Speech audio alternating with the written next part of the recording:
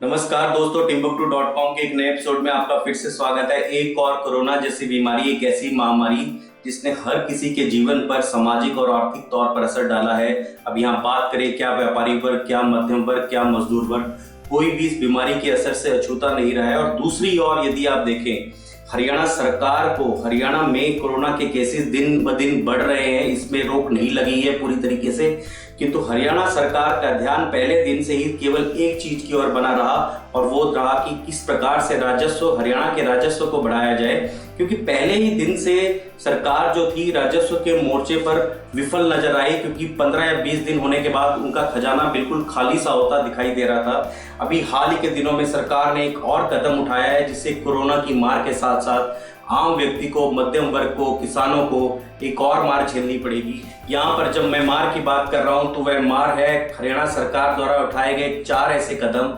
जिससे महंगाई बढ़ने के पूरे आसार हैं। और अब कोरोना के साथ साथ आम व्यक्ति को, मध्यम वर्ग को अब इस महंगाई की मार को भी झेलना पड़ेगा। 4 कदम जिनका मैं जिक्र कर रहा हूं उसमें सबसे पहला महत्वपूर्ण कदम जो हरियाणा सरकार ने उठाया है वह यह कि हरियाणा सरकार ने सरकारी बसों के किरायों में बढ़ोतरी कर दी है। अब 100 किलोमीटर तक के सफर में 1 रुपये प्रति किलोमीटर के हिसाब से अधिक पैसे देने होंगे। अब इसके पीछे जो हरियाणा सरकार तर्क दे रही है वह यह दे रही है कि हरियाणा में सरकारी बसों के किराए बाकी राज्यों के किराए से पहले ही कम थे। और दूसरा जो महत्वपूर्ण तर्क है वह यह है कि हरियाणा रोडवेज घाटे में चल रही है। अब यहाँ उल्लेखनीय बात यह है कि जब हरियाणा सरकार प्राइवेट बस मालिकों को जब यहाँ बसें चलाने के लिए कहती है तो प्राइवेट बस मालिक परमिट देकर, टैक्स देकर जब अपनी बसें चलाते हैं वे फिर भी पैसा कमा लेते हैं। किंतु हरियाणा रोडवेज की बसें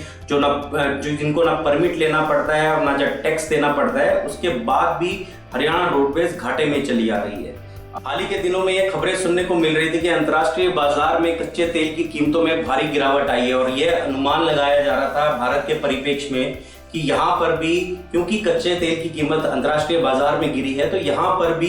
अब पेट्रोल और डीजल के दामों में कमी आएगी। अब भारत सरकार की बात तो हम बाद में करेंगे, तो यदि आप हरियाणा के परिप्रेक्ष्य में देखें तो हरियाणा सरकार ने पेट्रोल और डीजल के ऊपर वैट लगा दी है, यानी कि वैट जो है वो बढ़ा दिया है। अब पेट्रोल के दाम में 1 रुपए की बढ़ोतरी और डीजल के दाम में 1 रुपए 10 पैसे की बढ़ोतरी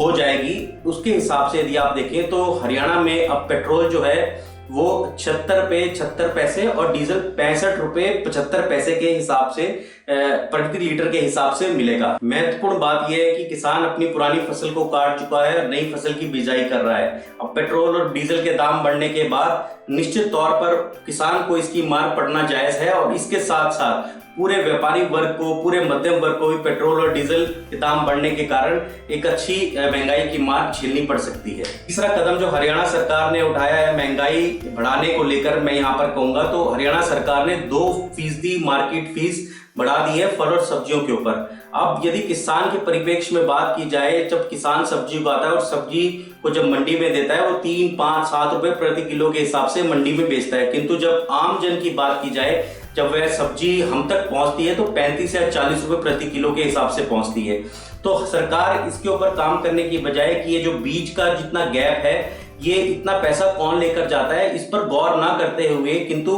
मार्केट फीस बढ़ा दी गई है अभी फल और सब्जियों के ऊपर, जिससे निश्चित तौर पर एक मध्यम वर्ग जो इसका उपभोक्ता है फल और सब्जियों का, वो महंगी मिलेगी मध्यम वर्ग को। पेट्रोल और डीजल के बढ़ने के कारण निश्चित तौर पर फल और सब्जियों का रेट पहले से ही जिसके ऊपर बढ़ोतरी होनी जायज थी, 2% मार्केट फीस लगाने के बाद अब वो और बड़े दामों पर आम उपभोक्ता, आम जन तक पहुंचेगी। चौथा महत्वपूर्ण कदम जो हरियाणा सरकार ने उठाया है वह उठाया है शराब के ऊपर कोरोना सेस लगाकर। अब कोरोना सेस लगने के बाद जब ठेके खुलेंगे, क्योंकि अभी हाल में सेंटर ने एक एडवाइजरी जारी करके कहीं ना कहीं, क्योंकि राजस्व को काफी नुकसान पहुंच रहा है, तो ठेके खोलने की ओर एक कदम बढ़ाया है। तो उसको लेकर अब जब ठेके खुलेंगे हरियाणा में तो शराब पीने वालों को, शराब के शौकीन लोगों को भी अब शराब सस्ती नहीं मिलेगी और वह महंगी मिलेगी।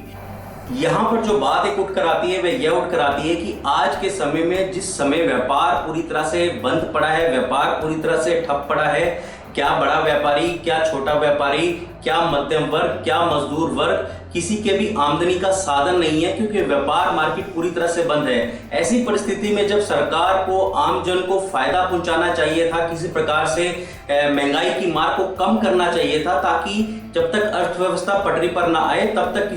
किसी भी तरीके से वे अपने घर को और अपनी जरूरतों को पूरा कर सकें, जो आर्थिक जरूरतें होती हैं। कि तो ऐसे समय में सरकार के द्वारा ऐसे कदमों को उठाया जाना जिससे ये पूरी तरह से मध्यम वर्ग की, मैं कहूंगा, या मजदूर वर्ग की कहूंगा, कमर तोड़ने वाले कदम है, तो ये अपने आप में एक प्रश्न खड़ा करते हैं। मेरी आपसे गुजारिश है कि आप इस वीडियो को ज्यादा से ज्यादा शेयर करें, पूरे तरीके से शेयर करें, ताकि जो सरकार में बैठे नुमाइंदे हैं, नेता हैं, उन तक भी ये वीडियो पहुंचे और वह लोगों की भावनाओं को समझें और समझें कि आम जन को क्या दिक्कतों का सामना करना पड़ सकता है इन कदमों के द्वारा। और साथ ही साथ हमें अपनी राय के बारे में बताइए कि आप इस सरकार के द्वारा इस प्रकार से उठाए गए कदमों के बारे में क्या सोचते हैं। जय हिंद, जय भारत।